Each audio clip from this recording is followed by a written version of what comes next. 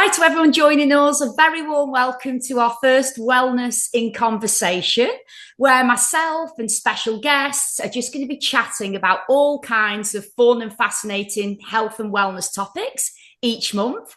So I'm your host, Mary Oakes, manager of Adaptogens UK, and I'm so excited for today's chat because we're diving into a topic that actually affects me. So I do have a personal interest in this.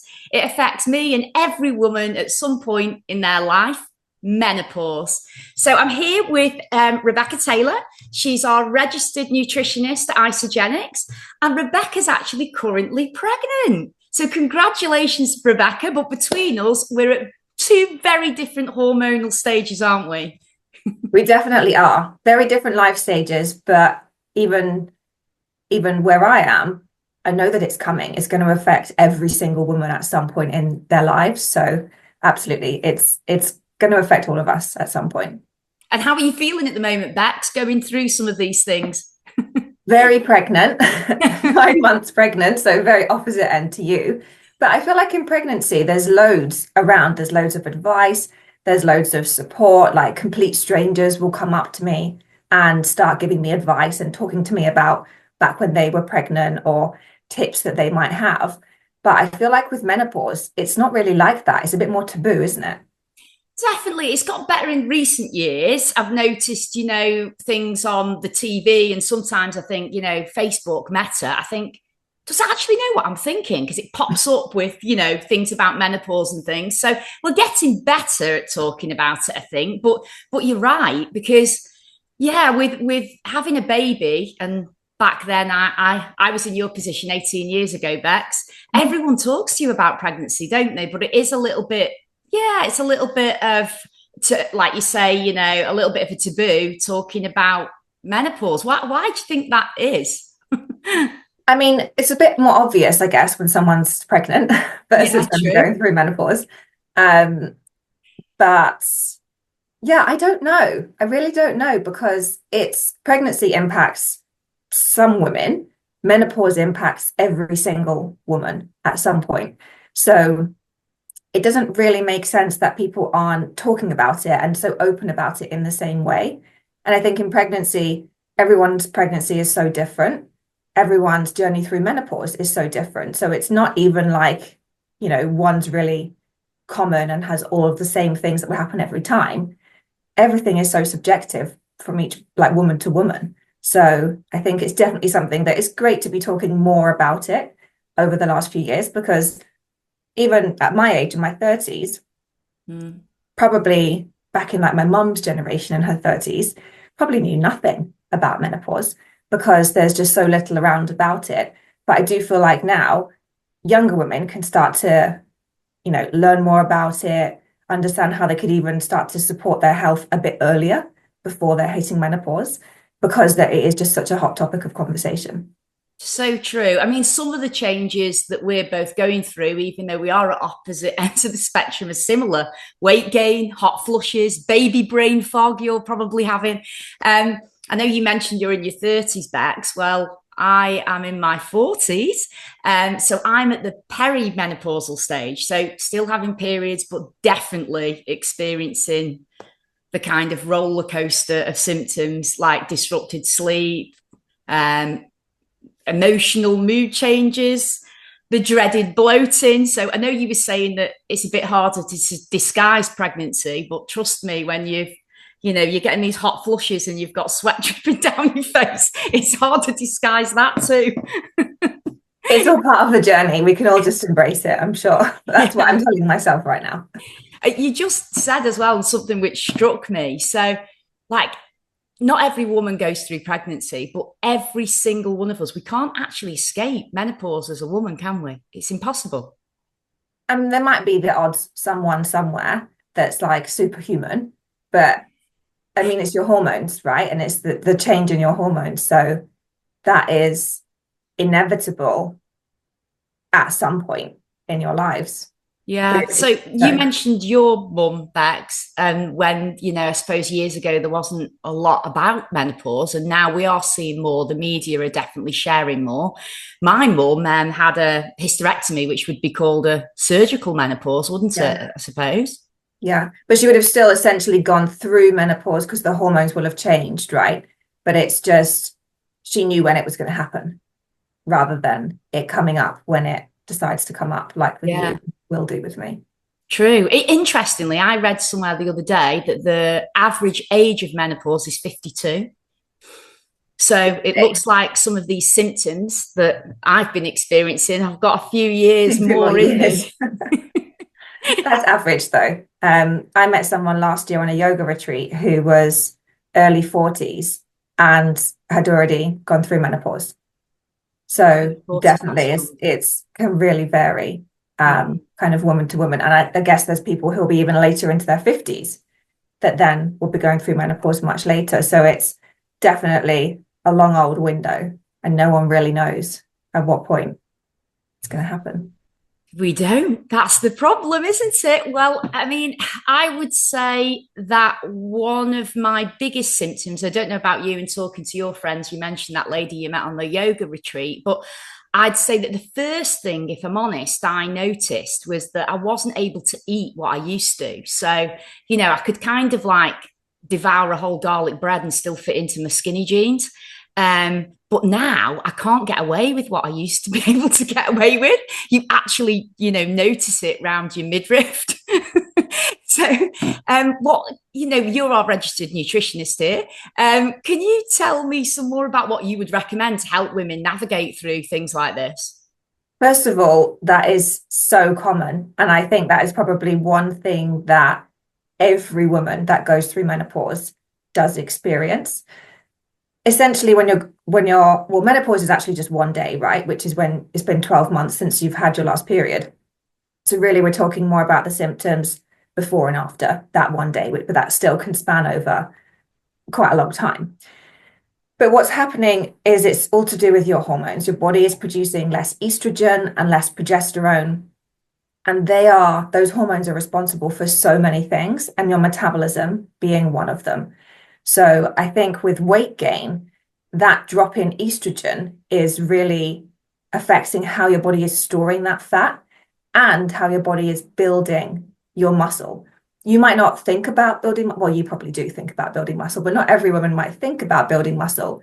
But it's actually about holding on to that muscle that we have, which is really important. So I think for so many women, they're doing everything exactly the same, but getting a different result at the end of it, which is a bit irritating, really. I think you kind of think that you know your routine, you know what makes you feel good, look good, feel confident, and then all of that starts to change.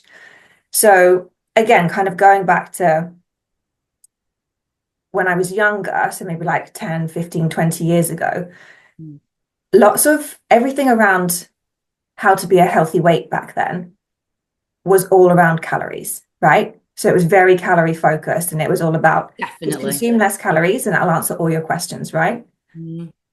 So now, I feel like there's a lot more research, there's a lot more emphasis on not just calories, but what those calories are made up of. And protein is going to be a really important one when we're talking about, well, when we're talking about weight loss, but when we're talking about menopause. Because unfortunately, from like late 30s onwards, you do start to lose your muscle mass.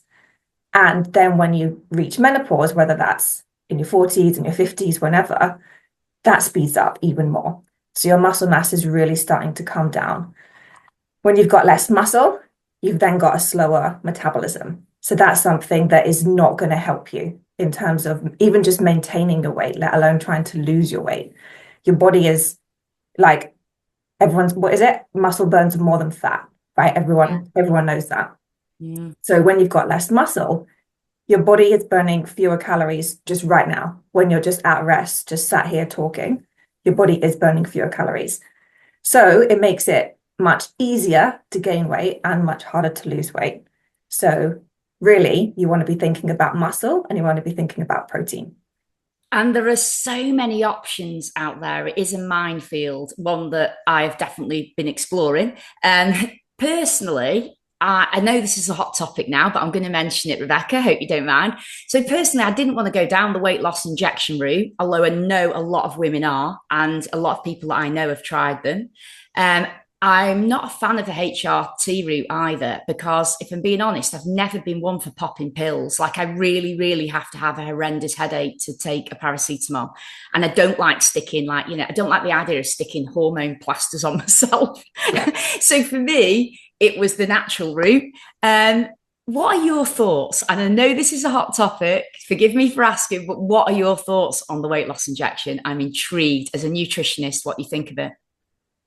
I think let's go back to talking about muscle. Well, let's first of all talk about what they are, right? Weight loss injections and what that's actually doing to your body.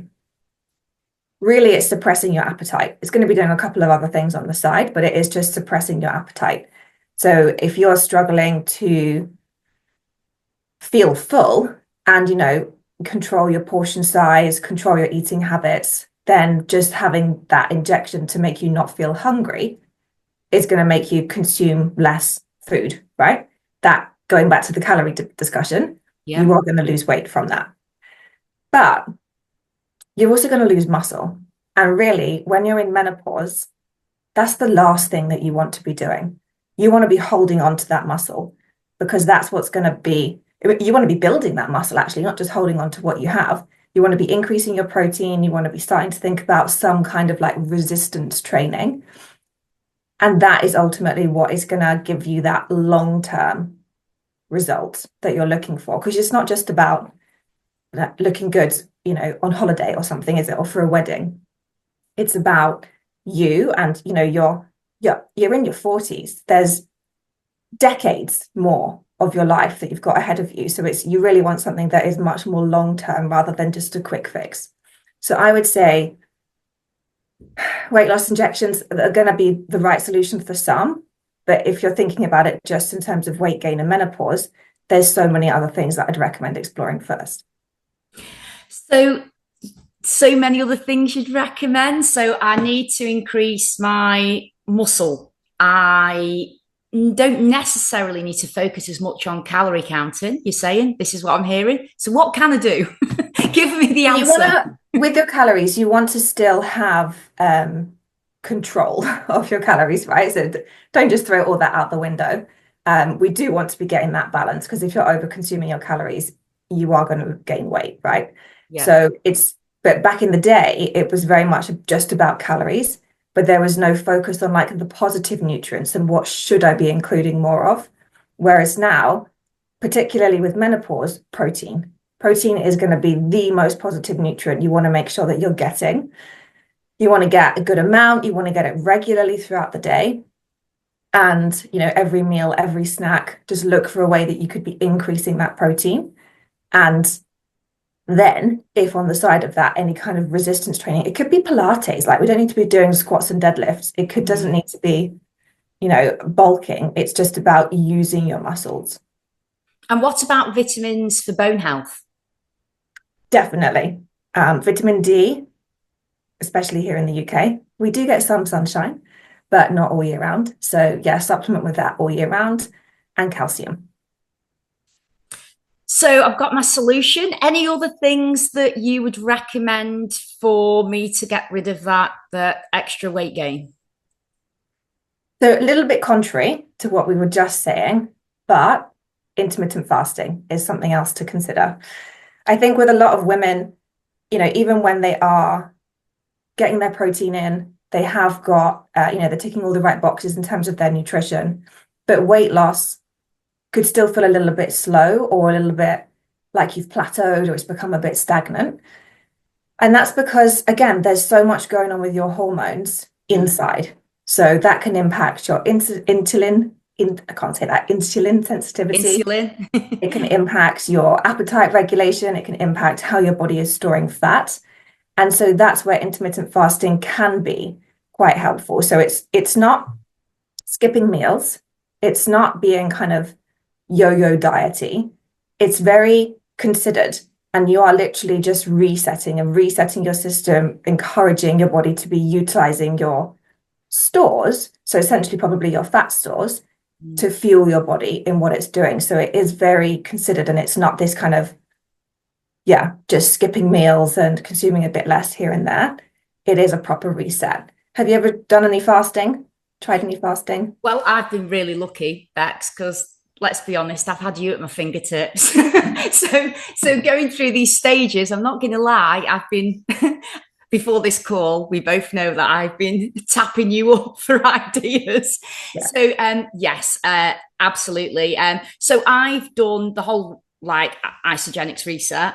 And I've never done like, so I know that some people do like kind of 2 back-to-back fasting days, but it is supported fasting because we've got snacks to help you through. So I've never felt hungry. I've never done the 2 back-to-back. I just do a 1 fasting day.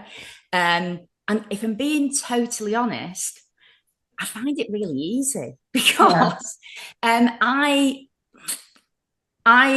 growing up, I would probably skip breakfast. I'm a caffeine coffee person.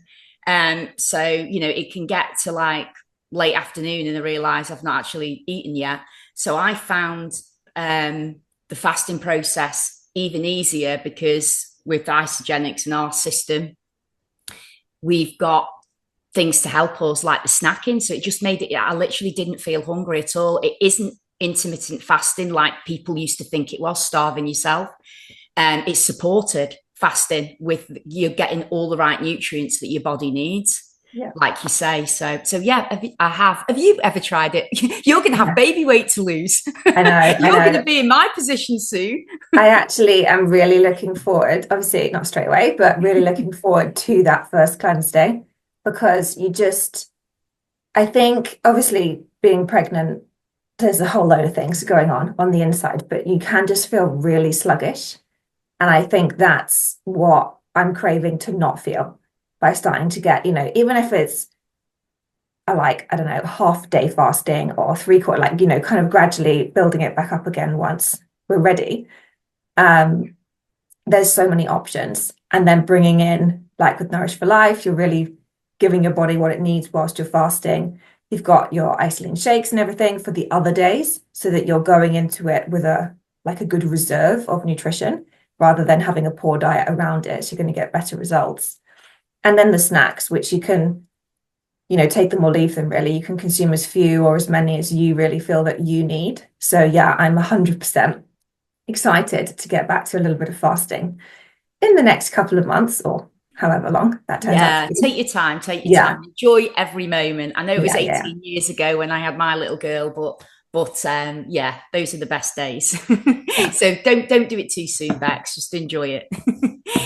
So I'm going to move on to my next system, Bex. I hope you don't mind. So with perimenopause, sometimes I honestly feel like I'm going out of my mind with forgetfulness lately. So I am not joking. This week, I've lost my phone. I've misplaced my car keys twice. I start a sentence and I can't actually remember what I was talking about. What causes that brain fog? I mean, you and me both, right? I feel like we're probably both very much in the same boat for that right now. I have to write down absolutely everything right now, or else that would be completely gone. I feel very sorry for my husband having to listen to the same thing every 5 minutes just so that I don't forget. But from your perspective, that's really, again, down to estrogen. So your estrogen obviously is in decline as you're approaching that menopause stage, and that is impacting your brain function. So when your estrogen is low, when that is dipping, that's when you are going to feel a bit foggy, a bit forgetful, or even sometimes just not as sharp as usual. Like you're still there, but it's just you might process something a little bit more slowly or however it might be. So yeah, you're not going to be alone in that one. I've had lots of conversations with different people around brain fog and just that clarity and lack of clarity that they're really feeling in their mind. I know there've been like a lot of clinical studies out there about how nootropics can help. Now, there are probably people watching this little chat show that have never heard of them. Can you tell us a little bit more about how they can help, with mental well-being, long-term brain health, and these kind of brain fog symptoms? Yeah, nootropics are, so interestingly, nootropics are predominantly targeted at men. So, you'd hear about it more in Men's Health magazine rather than Women's Health magazine because they're targeting like and again, so I'm going to throw out a whole lot of stereotypes here, but CEOs, highly successful, juggling career and family life, that like they're really targeting men for that. Obviously, we all know that women can be doing exactly the same as that, and sometimes a little bit more. So it is a little bit biased for that. But what the nootropics are actually doing is ultimately you can sum it up with memory, focus, and your concentration. So there are three key benefits of what the nootropics are doing. So they're just really stimulating the neurotransmitters within your brain to then be able to deliver those results. But when you think about women, why would we not need help with our memory, focus, and concentration? And especially thinking about women who are in that menopause phase, in your 40s, but that's a busy time of life for women in their 40s nowadays. Maybe it was a bit different back like in previous generations, but having children a little bit later, parents living longer, so you've kind of got dependencies with your children, dependencies with your parents, then women going back to work after having children as well. So then you've got career to throw into that. There's even more pressure on women than I think we really acknowledge. We're spinning a lot of plates, aren't we? You've just described my life. Yeah. Another one of the stress savers you've introduced me to are adaptogens. I mean, Ionics is literally my little bottle of calm. And I'd use it sometimes to help me sleep too. So we don't have to go foraging for mushrooms or digging up ashwagandha. Can you tell me a little bit more about the adaptogens? Yes, and honestly, I would be careful with the mushrooms that you forage in the UK, and I don't think you're going to find any ashwagandha. I did consider it, but yeah.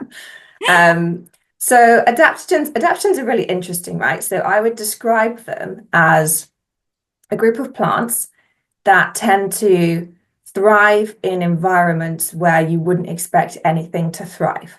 So environments that are particularly harsh, either it's like extreme heat, extreme cold, extreme drought, probably not extreme water because they're not from the ocean, but you get my drift. You wouldn't expect things to be thriving there, but they do. And so really, the way that I kind of like to picture them is that if they're thriving in those environments, by me consuming them, that's going to help me to thrive in my equivalent harsh environment. So whatever that could be in terms of stress, in terms of sleep, in terms of juggling everything that's really competing for your focus and your attention, they're a really great kind of addition, I think, that's come through like in the last couple of decades. I think adaptogens, ashwagandha, if you were to ask my mum, when I was a child about ashwagandha, she'd have no idea probably what we were talking about. But then nowadays, there's a lot more knowledge of some of these ingredients and their benefits, and people, seeing them on the shelves in different shops, seeing them within different products, and really starting to get on board with the benefits they bring. And I've got to ask you about the skin side of things, Bex. So, you're having a baby, aren't you? You touch your little baby soft skin, it bounces back. Tell me about why I've lost my collagen. The scaffolding is going. What can we do? Yeah, I mean, your skin is an interesting one. Like, it's something that would happen. It happens to men as well, right? So it's not 100% down to hormones and to menopause, but really it's down to our collagen. So bad news, our collagen, which is our body can naturally produce collagen ourselves. So like this baby's going to pop out and it's going to be, as you said, pumped full of We're going to be collagen. So jealous. Yeah. But then unfortunately when they hit 25, that's when that production will start to slow down. So obviously when you then get to your 30s, like me, when you then get to your 40s, like you, that's just accelerating. And then when you get to menopause with those hormonal changes, it just accelerates even more. So collagen is what we need really, so that it's what we need to really be that scaffolding. So without it, That's when you'll feel like that lack of firmness. You might start to see some fine lines coming in. And dryness, I think, is something else that a lot of women talk about in menopause. Yeah, I remember you telling me about like a little analogy to a grape and a raisin to explain Yes. the Yes. dryness. Yeah. It's such an interesting one, right? Because we all want to look like that grape. We all want to be plump and juicy. And that is, I mean, that's what the baby's going to hopefully come out like, right? But then the raisin is, without being too rude, is where a lot of us can really end up. And so then when you want to be adding back in your collagen, your hyaluronic acid, like all those things to really bring that raisin back to being a grape and getting rid of those, kind of wrinkled, no real structure to it kind of raisin. Saggy raisin. I love it how you actually apologize to the raisin then. Yeah, sorry to the raisin. Very, very sorry. I definitely don't want raisin skin. Yeah. Yeah. Yeah, it's a really good way to envisage it, isn't it? Because, and this is what I can't get my head around, a raisin and a grape are the same thing. Like they're exactly the same thing, aren't they? Yeah. I actually had to Google it to double check. I was like, yeah, they are. A raisin is a red grape and a sultana is a green grape, I think. It might be the other way around. But yeah, that was also the difference between the raisin and the sultana. Right, I never knew that. See, who would have thought we'd be learning this on this menopause chat? So it's all been very real and raw today with you. I've probably got around, 5 more years left before full menopause. How long have you got left before baby comes, Bex? Any day. Any day. Oh my God, it could happen on this call. Yeah, we've made it through. So good start. If your waters break, is it like free Isogenics health and wellbeing products for life then? If it happens I hope so. tonight? Yeah, I hope so. Oh, well, I know we've touched upon some of the things that can help with women in my stage of life. But could you just run through, that we have a menopause support pack at Isogenics. You've carefully created, these items to help women like me. So could you just quickly run through the 6 items in the support pack that you've put together for us as a nutritionist, Rebecca? Yeah, so we have it, we have these products available all kind of one by one. So it's not there is a specific pack, but if you see it as like the perfect collection of products that we would be recommending if you're going through or approaching this life stage. So the first thing we spoke about was weight, right? And that the struggle with weight. So with that, we spoke about protein. So obviously you want to be thinking about your isolene shake. That can work in so many different forms for you, and the same combining that with your intermittent fasting, which is where we talk about Nourish for Life. You could have that as a kind of a full weight loss reset. If weight loss and, quite significant weight loss was actually what you were after, then you might want to just do more of a reset program with those products. If it's just, a kilo or 2, or it's just about wanting to hold on to that muscle mass and maybe kind of de-bloating certain areas of your body, then you could just bring them into your life. It's not necessarily about overhauling everything that you're already doing. It's just small tweaks. So even if you just swapped out your breakfast for an isolene shake, that's a great start, right? Your breakfast is typically high carb. That's exactly my routine now. Yeah. But then swapping that out for high protein, you've ticked that box. You've got a great source of protein. You can have it in different ways. You can add different, frozen berries and fruits and things into it, so you can mix up the flavor. But I would definitely be adding in isolene shake for sure. Intermittent fasting, I think try it. I think even if when I first tried fasting, I was a bit afraid. But now look at me. Now I'm like raring to go to get back to it.